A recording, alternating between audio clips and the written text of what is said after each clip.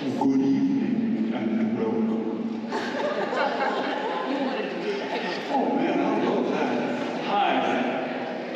Welcome. Thank you all for being here. My name is Albert Jackson. For those of you who don't know me, for those of you who do know me, my name is Al Jackson. Welcome.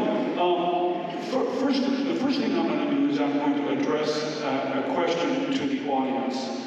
How many of you here, and the hand is up already, how many of you here have been to a concert which was conducted by Carmen de Leon? Yeah, good. So you know who we're talking about, right?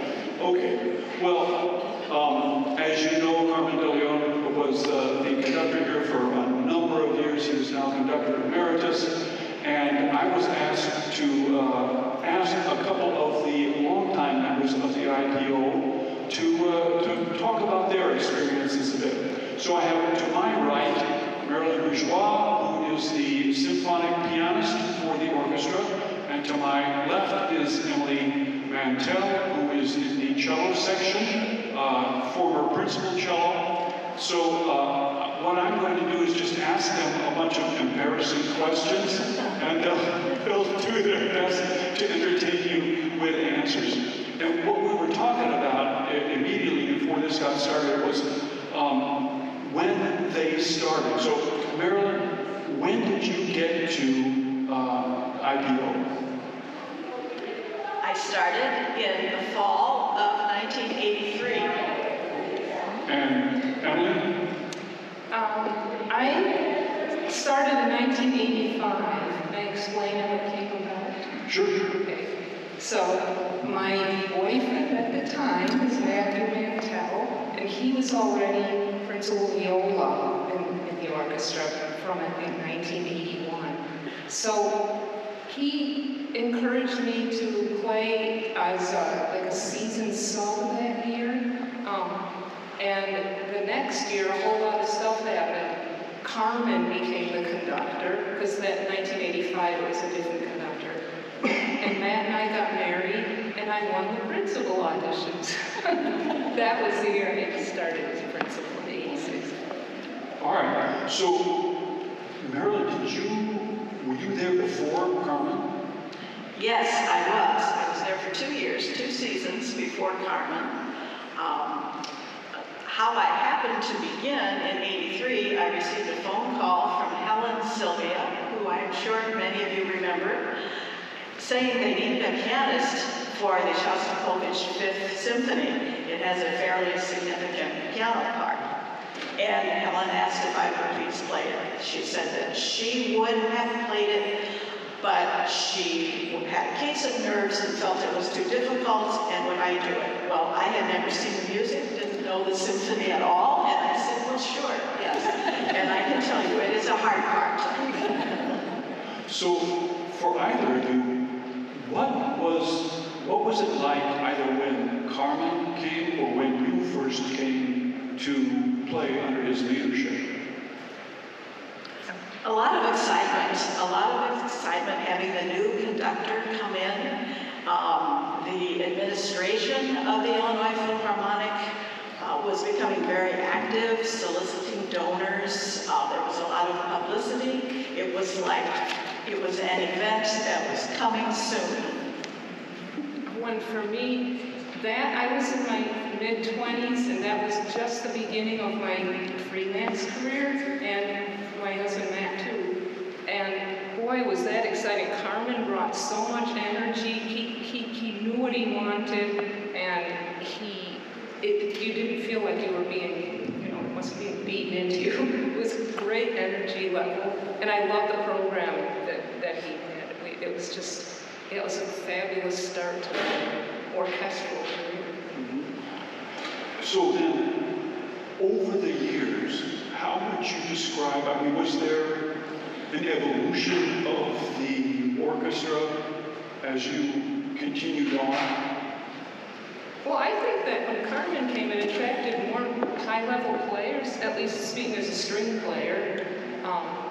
you know, it made people want to come out and play sub in the orchestra or audition for it if there were openings. So, yeah. I think your word energy is very good. There was just an energetic vibe everywhere, in the players and in the audience. Oh, and another thing is, so I'm sure a lot of you know that Carmen also was a drummer in a big band, and I lived for his Pops concerts. I mean, I loved all the classical series, you know, but he would, you know, we'd play Duke Ellington arrangements and Broadway tunes he'd written his old friends. Oh, sorry, is that better? Oh, I'm sorry. So I loved playing all of the, we had a Pops concert, I think, every season back in the day. And Carmen, being a drummer in a big band, brought a whole wealth of, you know, rep that we played, and cronies from where he lived in Cincinnati, remember? And I just loved playing those concerts. He put just as much into rehearsing that music as the classical series, and I just adored those. I think the audience did too. How many people were in the group when either of you first started in 83 and 85? Was it still? I think it was a full orchestra. Yeah. It was a full orchestra, brass, wood, strings. And I don't even know, well, both of you play, and I obviously do not. Is it a larger group now? Maybe more strings now. I'm not sure. The cellos are almost the same in size section. Yeah, all right. What was I going to ask? Oh, yeah. So, think back, are there any concerts which particularly stand out to you, or a concert? Well, I have to say, I played, a lot of conductors might recycle their repertoire every 10 or so years, you know, where you might repeat some old. In fact, today we're doing Mozart's Adler Symphony, and I realized that it's the third time I'll be playing it under Carmen. And he still says the same stuff, all good. You'll see there's some awesome fast tempos we're going to be doing. But my favorite piece of all time is Prokofiev's Romeo and Juliet. I played that a couple times, I think, under Carmen. And I just love the piece. I mean, there isn't one single thing that was a huge standout, but I just think that's always been my favorite piece to play. Prokofiev. Yeah, the bellies. Yeah.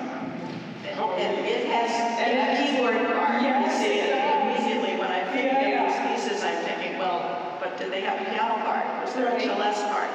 Because prior to the 20th century, the orchestral literature did not use piano. There were piano concertos, of course. Smile.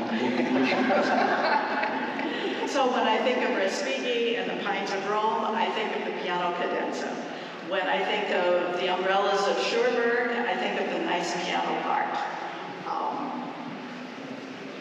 But didn't you fire play the Prokofiev under Carmen? Very much, yeah, very much.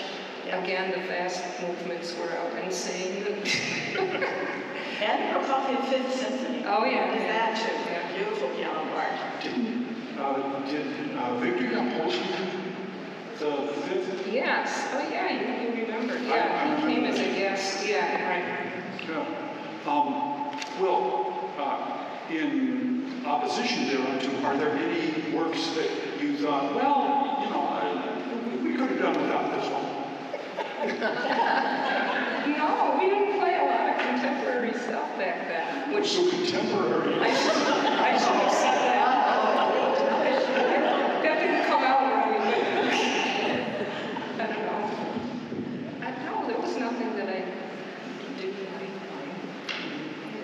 A lot of the repertoire for the educational concerts really had nice piano parts too. There was one by Villa-Lobos that we did probably in 2010. It was about a little train. Remember the name of that one? But it just was such a cool piece, and it had a really nice piano part. I remember Pete, I can't remember the name of it. Well, I suppose I'd have to ask you, Emily, because there's no piano part in tonight's music. Correct. So how many times have you played tonight's program? You know, not as a program, but how many times have you played the pieces in tonight's program with Carmen? Well, this will be my third time for the Mozart. I think I have played all of them under Carmen, so this would have to be at least the second or maybe third time. Oh, I think we did wrong. Second piano concerto before. Yeah. All right. Carmen, you know, the times that I've prepared courses for him and such, he's a very collegial, very professional, very friendly kind of guy. So, how shall I ask this? Are there any, say, incidents that you might be willing to share with us about, you know, rehearsal moments? Not in a bad way. He can be insistent if he's not hearing what he wants, which is a good thing in a conductor, you know, as long as they don't get too antagonistic. But he's so funny. I've always loved a sense of humor. Do you have any bad story? No, Or unusually good story, where you just crack up. I mean, I have one, which I'll share here in a second. I don't recall the name of the piece or even the composer, but it was contemporary, and I had to reach over the music rack on the piano and do a glissando on the strings, on the bare strings, and it had to be loud. Well, you can imagine how that felt. So I decided to bring an oven mitt from home to the next rehearsal. And it worked. It was just great. I had to start at the right spot and end at the right spot. Because that's another thing about orchestral music. We have to play the right notes, but we also have to play them at the right time. And so with this bliss and trying to reach over the top of the music rack with my oven mitt was a little bit of a challenge, but I thought it was ingenious. He didn't mind it. No, he was a little surprised, but I have a funny story. I was pregnant with my daughter Sonia, and I realized that I was already 6 or 7 years into being in the orchestra, and I realized that my due date was right on an IPO concert. So I said, Carmen, I'm probably going to have to sub out on that one. And he said, oh, don't be silly. If anything happens, we'll just bring the curtain down. So if there's anyone out there who remembers in 1992, the cellos, yeah, we always sat on the side of the stage like we are with Carmen tonight. When we're with our current conductor, we sit the cello section sits in the middle.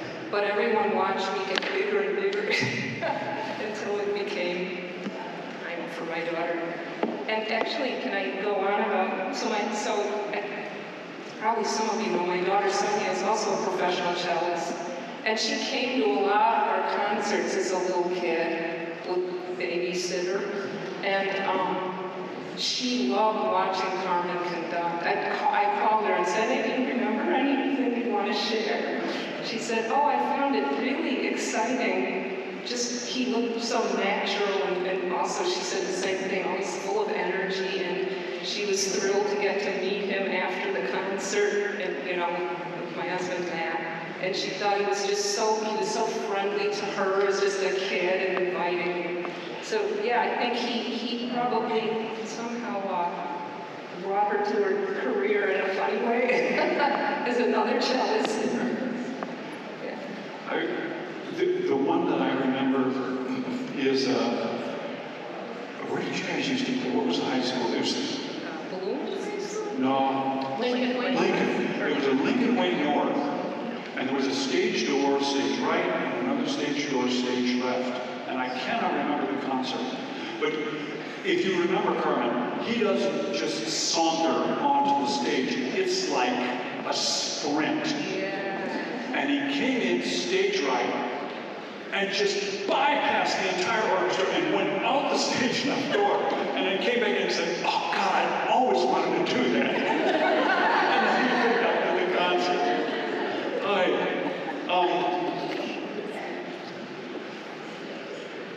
If you could sum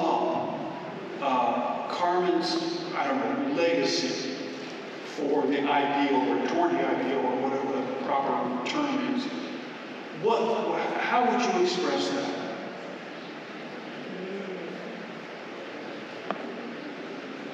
Well, we did it all. There was no aspect of the repertoire that we didn't perform at one time or another. Always with the greatest of preparation. Yeah, I mean, since I was only, the year before Carmen came was my only year not playing under him here, so I don't have, a lot to compare with, but I just felt like with his arrival came just a big surge forward to the level of the orchestra, and like we keep returning to the word energy. It just gave it a whole, like a spark. I think it's just stayed that way with all our other conductors we've had. It continues to stay healthy and energetic. The way we did something. I am going to make bold and say to the audience, is there something you would like to know about Carmen or Stillion or the ideal?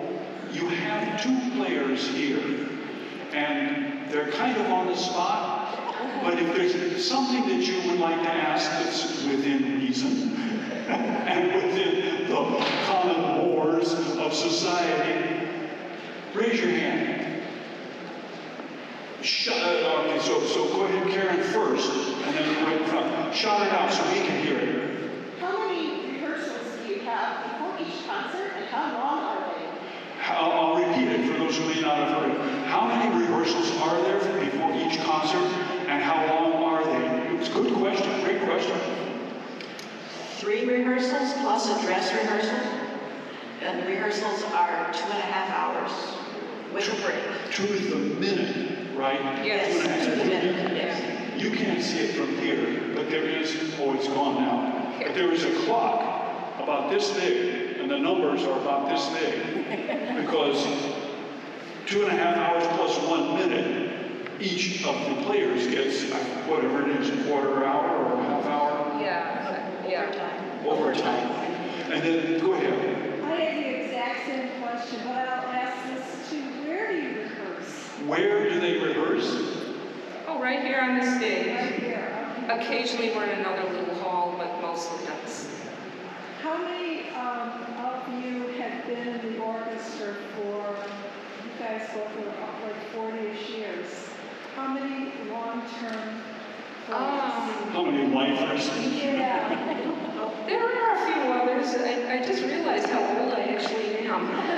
When you asked when I started, I know that makes me. You're only 7 years old, right? Yeah, that's what I was going to say. Yeah, Those arranged marriages. not too many, a handful I'd say, but it's funny you asked that because on that Mozart symphony we're playing, I saw my old dates I wrote when I wrote it. The first time when I was principal, you have to mark the music and then it gets put, sent to the rest of the section. And the date, the first time I played it was 1989. So I turned to our now principal cellist, Jake, and I said, "Whoa, wait, were you even born when you first played this?" And he smiled and said, "That is the year I was born." So just that makes me a little old. Just a bit. In the purple, go ahead. Emily, you probably just answered my question, but you were the principal for all these years. We loved seeing you being principal, but you chose to step down. Yes. 2 years ago. Yes. Why? Oh, that's a good question. So the question was, why did I want to step down from principal? And that's not an uncommon thing. I think even the Chicago Symphony, they did that, where the concertmaster moved back, because that was it's an honor to sit in that chair, but it's pretty stressful. I like sitting there. You get to do little solos, and there's a big cello. But there's sort of a coming together. I just wanted to be just a blender and not a leader, And that was about the time when my husband Matt was battling cancer. Just kind of that added to that was just right around then. And I thought, you know what? just be in the section, let someone else take all the heat, play everything perfectly. No, I did not that I won't be, but but yeah. So it's kind of a combination of crazy. Go ahead, right? Yes, indeed. Real loud.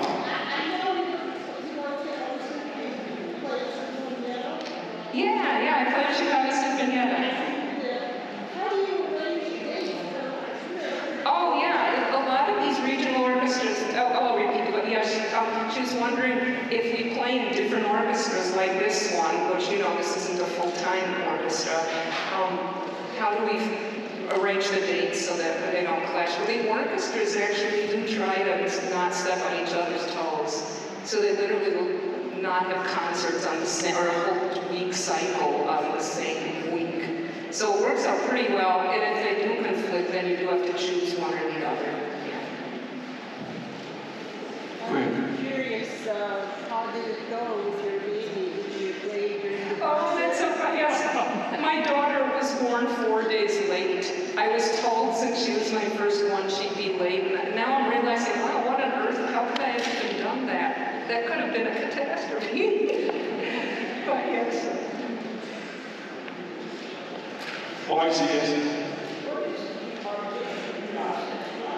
What is the audition process like? Have you ever been on a panel? I have to admit, I never auditioned. That phone call from Helen Sylvia, that was my entrance into the orchestra in 1983. So I don't know too much about the process. Well, now the process is an ad is put out for an opening, and then people apply. They have to send, I think they have to send resumes, but and then when they apply, they're all given a date and a time. There already is the date advertised of when they'll happen. And so, you have to show, there's 2 rounds, so there's a preliminary round and a final round, and then, it's the way you'd expect. It's all narrowed down, and it's screened so nobody can see what you are. So then, after the final round, they choose the best player. Sometimes they might not choose anybody. Oh, right, the panel is made up of primarily members of the section that if there's a cellist auditioning, the principal cellist will be part of it, but they will have a wind player. They'll have a mixed bag of principal players. And the conductor, right, yeah. One more. Otherwise, I'm going to talk. Yes, go ahead, Steve.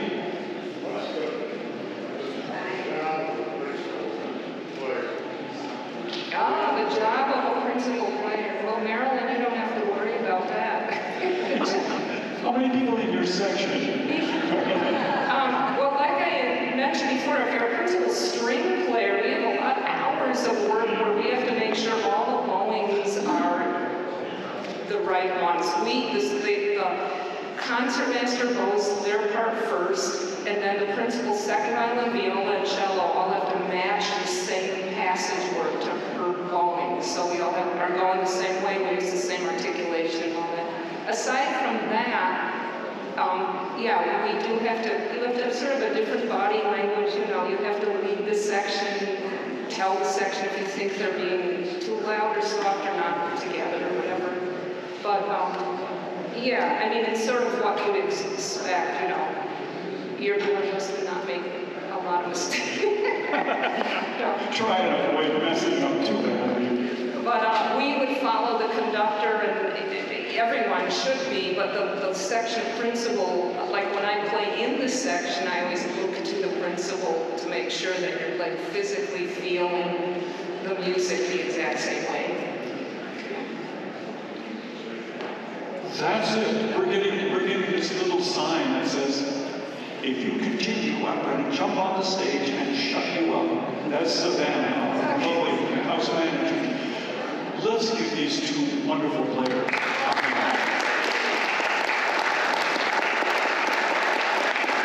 Thank you. Enjoy yourselves and applaud wildly for Carmen. Thanks a lot.